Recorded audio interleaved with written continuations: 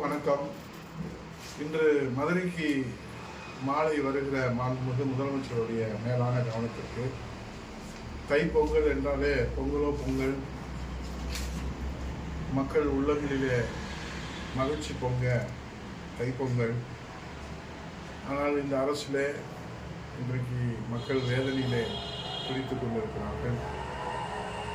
ஒரு புறத்திலே விவசாயிகள், கரும்பு விவசாயிகள் கண்ணீர் வடித்து போராட்டம் நடத்தி கொண்டிருக்கிறார்கள். கரும்புக்கு உரிய விலை கிடைக்கவில்லை.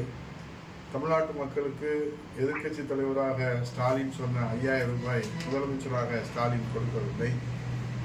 இந்த நிலையில தைப்பொங்கல் என்று சொன்னால் ஜல்லிக்கட்டை யாரும் தவிர்க்க முடியாது.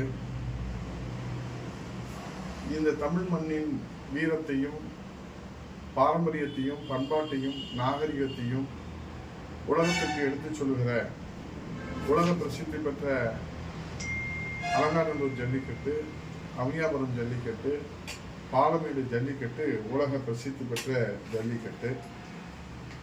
தமிழர் திருநாளாம் தைப்பொங்கலை ஒட்டி மதுரை மாவட்டத்திலே தொடர்ந்து 3 நாட்கள் ஜல்லிக்கட்டு விழா கோலாகலமாக ஆண்டாண்டு காலமாக நடைபெற்று வருகிறது.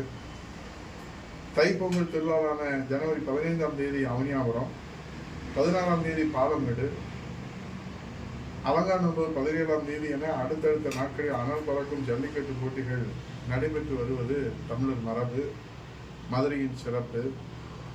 சித்திரை திருவிழா எப்படி முத்திரை பதிக்கிறதோ அதுபோல ஜல்லிக்கட்டு நம் இளையம் சிங்கங்களின் வீரத்தை பறைசாற்றுகிற பண்பாட்டை, நாகரிகத்தை உலகத்திற்கு எடுத்துச் சொல்லுகிற வீர விளையாட்டு. மண் வாசனையோடு அந்த குல தெய்வங்களை வணங்கி வாடிவாசல் அங்கே விளையாடுகிற அந்த காட்சி, சிங்கமென சீறி வருகிற காலை அடக்குகிற காட்சி தமிழரின் வீரத்தை உலகத்திற்கு எடுத்துச் சொல்லுகிறது.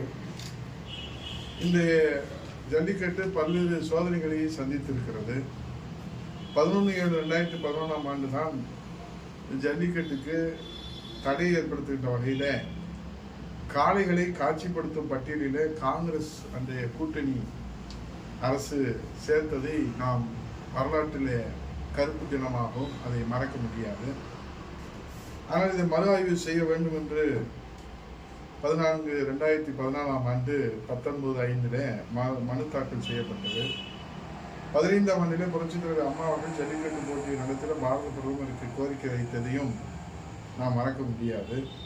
15ஆம் ஆண்டு நாடாளுமன்றத்திலே புரட்சித் தலைவர் அம்மாவின் ஆணைக்கிணங்க ஜல்லிக்கட்டு நடத்த அனுமதி கேட்டு வலியுறுத்தினார்கள். அதே 15ஆம் ஆண்டு ஜல்லிக்கட்டு போட்டியை நடத்திட அவசர சட்டம் நிறைவேற்றி பாரத பிரதமருக்கு மாண்புமிகு புரட்சித் தலைவர் அம்மா அவர்கள் அனுப்பி வைத்தார்கள். தமிழகத்தின் நலனுக்காக மீண்டும் பாரத பிரதமருக்கு 2016 கோரிக்கை வைக்கப்பட்டது. 17ஆம் ஆண்டு ஜல்லிக்கட்டு போட்டியை நடத்திட இளைஞர்கள் தங்கள் விருப்பத்தை வெளிப்படுத்துகிற உரிமை போராட்டத்தை முன்னெடுத்தார்கள்.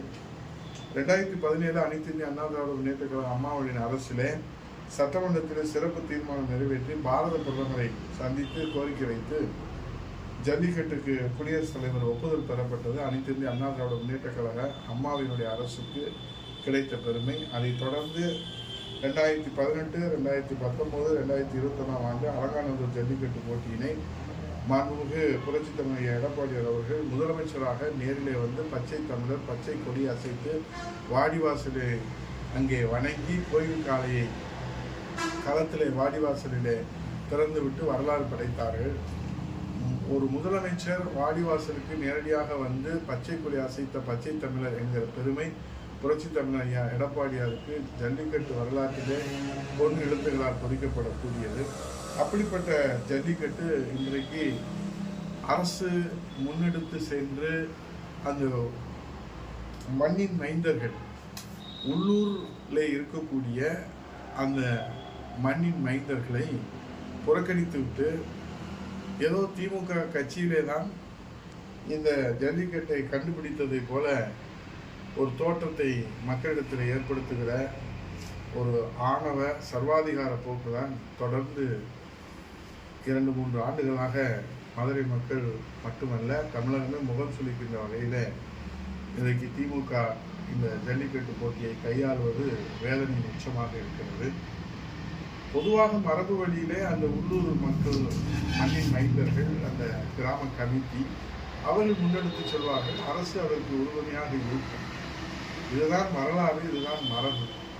ஆனால் தற்போது உள்ளூர் கமிட்டியே அந்த மண்ணின் மைந்தர்கள் எல்லாம் குப்பையிலே தூக்கி எறிந்துவிட்டு இவர்கள் கோபுரத்தில் உட்கார்ந்திருப்பதை போன்ற ஒரு ஜல்லிக்கட்டு போட்டியை நடத்துவது அதிகாரம் கையில் இருப்பதனால நாம் என்ன வேண்டுமென்றாலும் இந்த மதுரை மண்ணிலே மீனாட்சி சொத்தனால் கொண்டிருக்கிற மண்ணிலே செய்யலாம் என்று சொன்னால் அது ஆணவத்தினுடைய உச்சமாக இருக்கிறது. ஆகவே எல்லோரும் பங்கேற்கின்ற வகையில் எல்லோருக்கும் அதில் உரிமை இருக்கிறது. இது தமிழர் பண்பாடு. இது ஏதோ திமுக கட்சியினுடைய பண்பாடு அல்ல. இது தமிழர் பண்பாடு, தமிழ் மண்ணின் பண்பாடு, தமிழ் இனத்தின் பண்பாடு, தமிழ் இனத்தின் சுவாசம் இந்த ஜல்லிக்கட்டு. ஆகவே இதை முறையாக பதிவு செய்து ஒரு வெளிப்படைத்தன்மையோடு ஒரு சமநிலையில அனைவரையும் சமநிலையில வைத்து காவல்துறையை ஏதோ வந்தவர்கள் எல்லாம் அடிமைகளைப் போல கையாளாமல் அவர்களெல்லாம் நாம் தமிழ் இனத்தின் அடையாளங்களான மா வீரர்கள், இந்த வீரம் தெரிந்த மண்ணின் அடையாளங்கள். ஆகவே ஏதோ அவர்களெல்லாம் அடிமைகளை போல லத்திச்சார்ஜ் செய்வதும், அவர்கள் இளைஞர்கள் ஓடுவதும், அவர்களை லத்திச்சார்ஜ் செய்வதும், ஏதோ திருடனை போலீஸ் விரட்டுவது போல ஒரு பார்க்குவதற்கே நமக்கு வேதனை அளிக்கிற நிகழ்வுகள் எல்லாம் கடந்த காலங்களில் நடந்தது. ஆகவே மாண்புமிகு முதலமைச்சர், மதுரைக்கு வருகிற முதலமைச்சர், இந்த ஜல்லிக்கட்டு போட்டியை பார்க்க வருகிற முதலமைச்சர் அல்லது துணை முதலமைச்சர் அல்லது அமைச்சர்கள் இதை தமிழின் பெருமையோடு, தமிழ் இனத்தின் மரபு, நாகரிகம், பண்பாடை உலகத்திற்கு பறைசாற்றுகிற அந்த மரபு வழியிலே எல்லோரும் வரவேற்கின்ற வகையில் எல்லோரும் சந்தோஷப்பட்டு பொங்கலோ பொங்கல், மகிழ்ச்சி பொங்கல் என்கிற வகையில் இதை நடத்த முன்னுருவாக்கலாம். அல்லது எப்போதும் போல அதிகார துஷ்பிரயோகம் செய்து எங்களுக்கு அதிகாரம் கையில் இருக்கிறது, ஆகவே நாங்கள் ஆணவத்தின் உச்சத்திலே இதை திமுக கட்சி ஜல்லிக்கட்டு, பொம்மை ஜல்லிக்கட்டு என்ற விளையாட்டு ஜல்லிக்கட்டாக இல்லாமல் ஒரு மண் வாசனையோடு பாரம்பரிய ஜல்லிக்கட்டை நடத்த அரசு முன்வருமா? திராவிட முன்னேற்ற கழகத்தில் அமைத்திருக்கிற அந்த மைதானத்தில் நடத்துகிற ஜல்லிக்கட்டில் வேதனையோடு சொல்லுகிறேன், அதிக உயிரிழப்புகள் ஏற்படுகிறது. ஆகவே கடந்த காலங்களில் அந்த உயிரிழப்புகள் எல்லாம் மறைக்கப்பட்டிருக்கிறது. அந்த உயிரிழப்புகள் எல்லாம் தடுக்கின்ற வகையில் உரிய பாதுகாப்பு நடவடிக்கைகளை மேற்கொண்டு அதையும் நாம் பாதுகாப்பான ஜல்லிக்கட்டாக நடத்துவதற்கு மாண்புமிகு முதலமைச்சர் அவர்கள் உரிய அறிவுரைகள் வழங்க முன்வருவார்களா என்பதை இந்த மண்ணின் மைந்தராக இந்த இளைய சமுதாயம் எதிர்பார்ப்பதை மாண்புமிகு புரட்சித் தலைவர் எடப்பாடியார் வழிமுன்பு, அதே போல் தேர்தல் அறிக்கையிலே காலை வளர்ப்பவர்களுக்கு 1000 ரூபாய் உதவித்தொகை என்று சொன்னீர்கள். ஆட்சி முடிய போகிறது. ஜல்லிக்கட்டு காளைகளை வளர்ப்பவர்கள் நீங்கள் அவர்கள் வாக்குகளை பெறுவதற்காகவோ அல்லது எதற்காக அறிவித்தீர்களுக்கு தெரியாது. ஆனால் அப்படி ஒன்று அறிவித்தோமா என்பது கூட நீங்கள் ஞாபகத்தில் இருக்கிறதா என்று கேட்டு இந்த ஜல்லிக்கட்டுக்கு பாதுகாப்பான ஜல்லிக்கட்டாக, பாரம்பரியமிக்க ஜல்லிக்கட்டாக, பண்பாடு மிக்க ஜல்லிக்கட்டாக, நாகரிகமிக்க ஜல்லிக்கட்டாக, மண் வாசனையோடு மண்ணின் மைந்தர்கள், உள்ளூர் கிராம பொதுமக்கள், கமிட்டி, அந்த உள்ளூர் கமிட்டியெல்லாம் மதித்து நடக்கக்கூடிய ஒரு அரசாக இந்த அரசு இல்லை என்று சொன்னால் வருகிற 2017 ஆண்டு நடைபெறுகிற ஜல்லிக்கட்டில் மாண்புமிகு புரட்சித் தலைவர் பச்சை தமிழர் எடப்பாடியார் அவர்கள் வாடிவாசலிலே பச்சைக்குறை அசைத்து துவக்கி வைக்கிற ஜல்லிக்கட்டு நடைபெறுவதை தமிழக மக்கள் நிச்சயமாக உறுதியாக அதை நடத்தி காட்டுவார்கள் என்று சொல்லி வணங்கி விடைபெறுகிறேன்.